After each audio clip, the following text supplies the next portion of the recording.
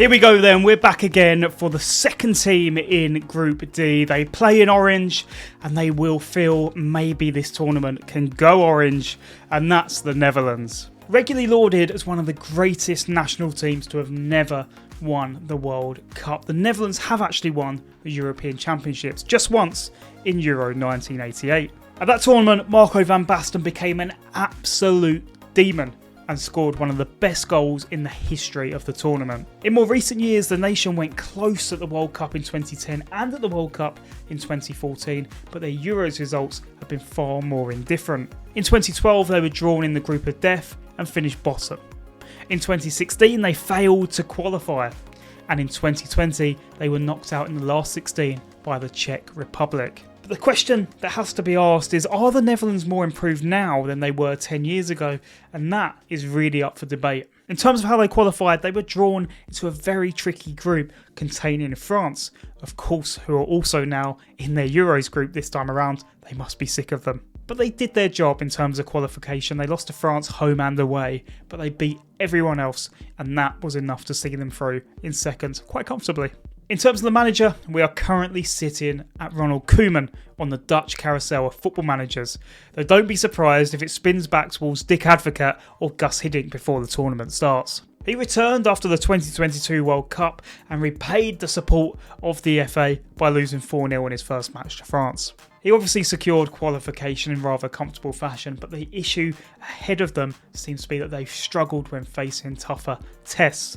So far, the Netherlands have won 7 of their 12 matches under Ronald Koeman. In terms of players to watch, their captain is Liverpool centre-half Virgil van Dijk. He was actually a rather late comer to the national team. He very rarely appeared in their youth setup, but he's been imperious as part of Liverpool's defence, as part of Liverpool's leadership team where they've won the Premier League and the Champions League. He was announced as captain for the 2022 World Cup and he's kept that honour ever since. Other star players include the likes of Barcelona midfielder Frenkie de Jong. He's actually in the realms at the moment of being slightly underrated given his patchy form in the last year or so.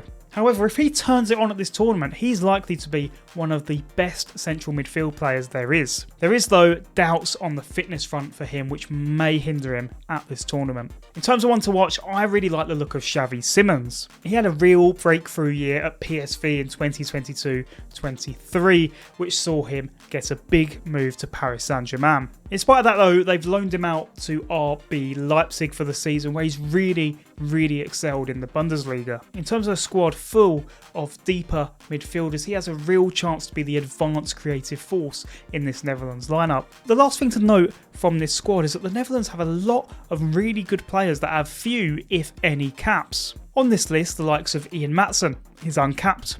Jeremy Frimpong has just 2 caps, Van der Ven has just 2 caps, and Botman and Xerxes still remain capless. In terms of how they line up, Koeman was clear when he returned.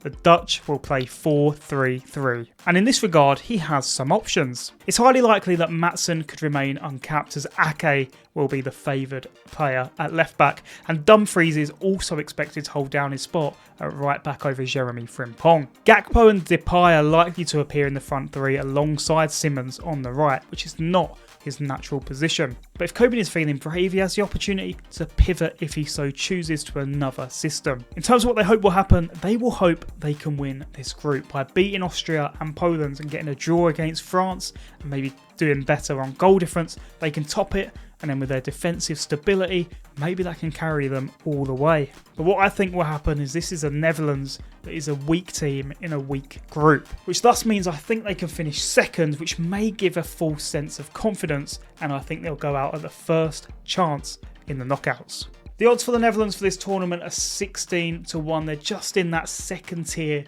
of nations going into this one. If you've missed any in the last week or maybe the week before, you can catch up with the playlist on my screen now.